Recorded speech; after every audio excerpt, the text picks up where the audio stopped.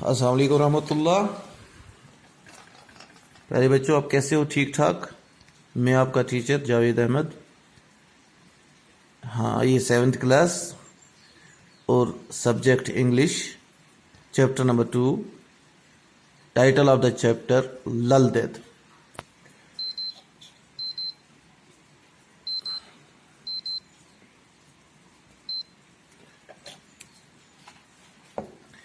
تو پیارے بچوں، کیونکہ پہلے آپ سے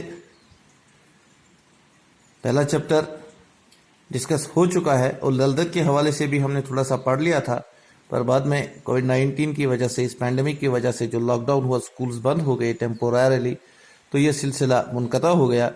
تو آج پھر سے ہم للدت سے شروع ہی کریں گے۔ ہاں، آپ غور کریں گے اپنی بک پہ۔ للدید 1392 a 14th century poet was born in Padmanpur near Pampur, Pulwama.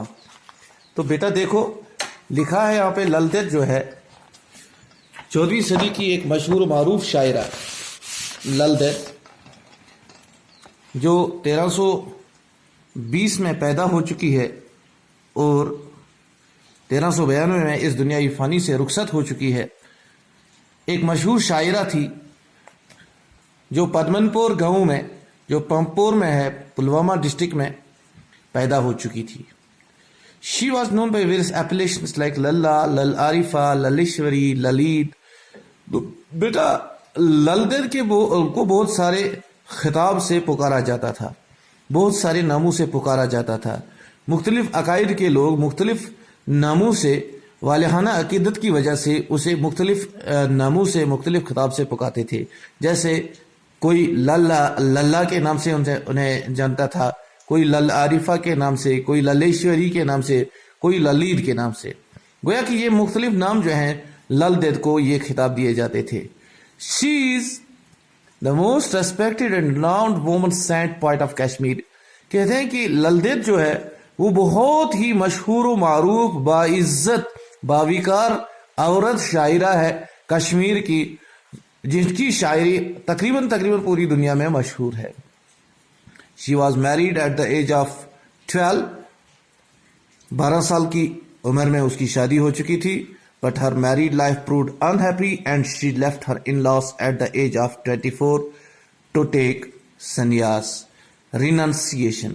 کہتے ہیں لیکن اس کی شادی شدہ زندگی جو تھی it proved unhappy، بہت ناخوشگوار گزری، اور جس کی وجہ اس نے اپنے گھر والوں کو چھوڑ دیا جب وہ 24 سال کی ہو چکی تھی۔ اس کا مطلب 12 سال تک شادی شدہ عورت میں شادی شدہ رہی، اور ٹوٹل تو 24 سال کی عمر ہو گئی، کیونکہ 12 سال کے بعد شادی ہو گئی۔ اب 24 سال جب اس کی ایج ہو گئی تو اس نے اپنے سسرال کو چھوڑ دیا تاکہ وہ اللہ کو جانے، اللہ کو پائے۔ She was greatly influenced by Shaivit and Sufi school of thoughts۔ She gave up worldly pursuit and pleasure to know God۔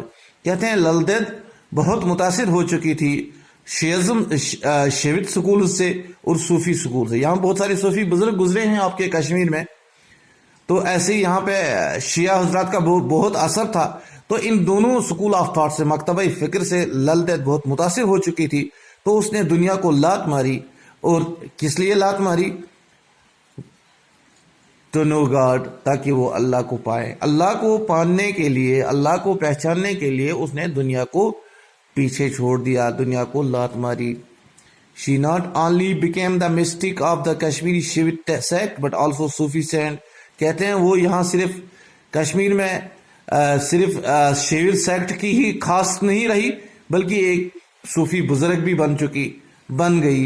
She created the mystic poetry called walks, literally sayings or speech۔ کہتے ہیں اس نے ایسی شاعری بنائی جس کی شاعری کو واق کے نام سے جانا جاتا ہے، جیسے للواق عام طور پہ کہا جاتا ہے۔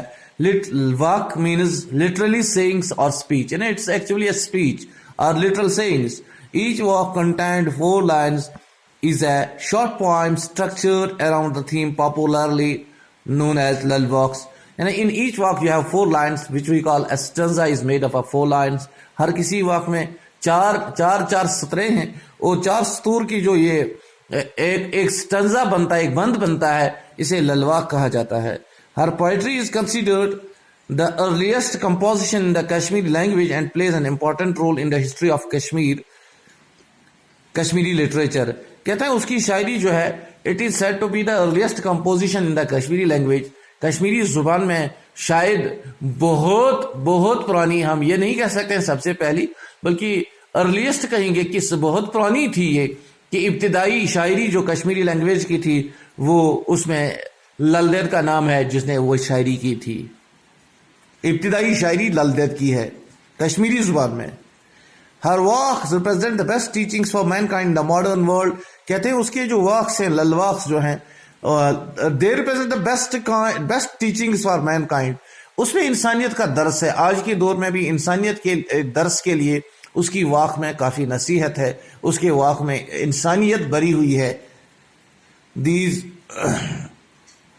They inspire us to seek unity and harmony among the people of the religions, of all religions and races. کہتے ہیں اس کی شاعری کے اندر ایک ایسا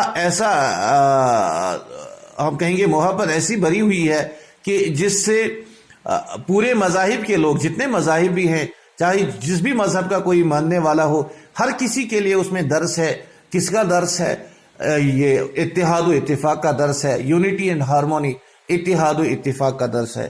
بیٹا اتحاد و اتفاق بہت ضروری ہے. آپ کس بھی مذہب سے تعلق رکھتے ہوں، لیکن ایک چیز ضروری ہے کہ سب سے پہلے آپ سب انسان ہو، اور انسانیت ہونے کے ناطے آپ کو ایک دوسرے کے ساتھ اتحاد، اتفاق، اخوت، بھائی چارہ یہ ضرور نبھانا ہے. اور اس اخوت کے لیے، اس بھائی چارے کے لیے، اس یونٹی، اتحاد و اتفاق کے لیے، اس الفت کے لیے لل دید کی شاعری بہت بہت اہم ہے. تو آج یہیں تک پڑھیں گے. امید ہے آپ نے سمجھا ہوگا. Thank you.